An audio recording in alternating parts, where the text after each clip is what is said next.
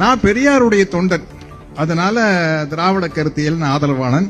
இப்ப சொல்றேன், ஒரு திமுக அனுதாபியா வந்துட்டு போன தம்பி, என்ன நல்ல நல்ல விஷயங்கள் எல்லாரும் பண்றீங்க அப்படிங்கிறக்காக இப்ப சொல்றேன் தம்பி, நான் திமுக தான். எனக்கு குளத்தூர்ல தலைவர் ஜெயிச்சு, குளத்தூர்ல தலைவர் ஜெயிச்சிருக்கு, கொஞ்சம் கஷ்டமா இருக்கு.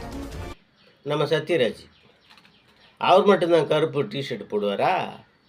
நாம் போட முடியாதா? நம்ம சத்யராஜ் இந்த தேர்தலுக்கு முன்னே டிஎம்கேவில் இருந்தார்.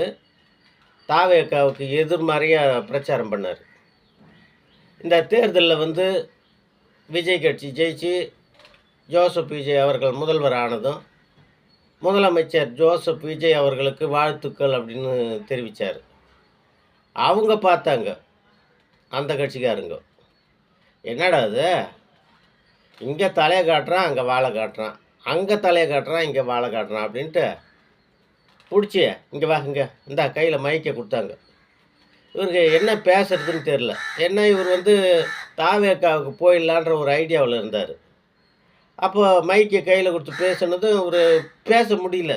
பார்த்தாரு, அந்த மைக்கு இப்படி ஆட்டுறாரு, இப்படி ஆட்டுறாரு, அப்படி ஆட்டுறாரு.